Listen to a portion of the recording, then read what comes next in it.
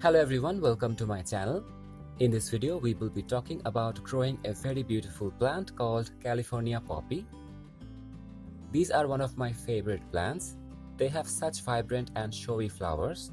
They look like tiny little cups and they come in this beautiful eye-catching shade of yellow and orange.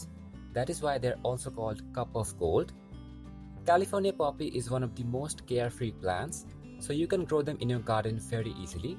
They are wild flowers native to California. We grow them here during our winter season from November to around March-April. They are short-lived plants, but they flower really well and they attract lots of bees in the garden.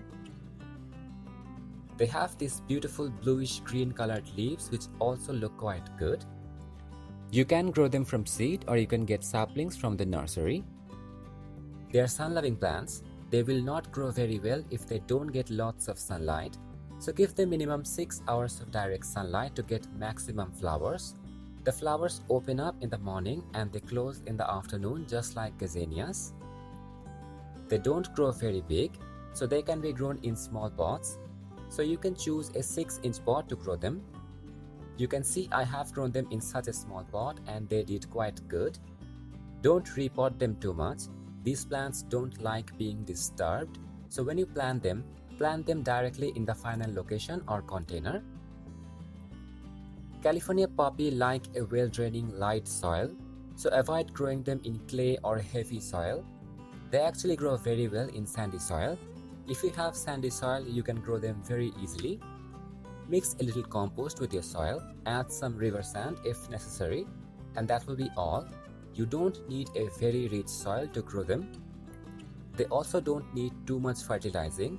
You can give them any organic liquid fertilizer every 10 days and add a tablespoon of bone meal on top of your soil, and that will be enough. When you water them, make sure the soil is dry before watering. Overwatering can damage your plants, so carefully water them. They're quite drought tolerant. To get more flowers, you should prune the dead flowers regularly. This is how the seed pod looks like. Don't let the seeds grow. Cut them as quickly as possible. This will help your plant produce more flowers and live longer. I have never faced any kind of pest problems with this plant, but if you see any kind of pest like mealybug or aphids, you can spray organic neem oil and that will help. This is all you need to do to grow these plants. They are really attractive plants for your garden, so definitely grow them. If you have any queries, post it in the comment section. And if you like this video, do subscribe and hit the like button. Stay well, be happy, and I will see you next time. Bye!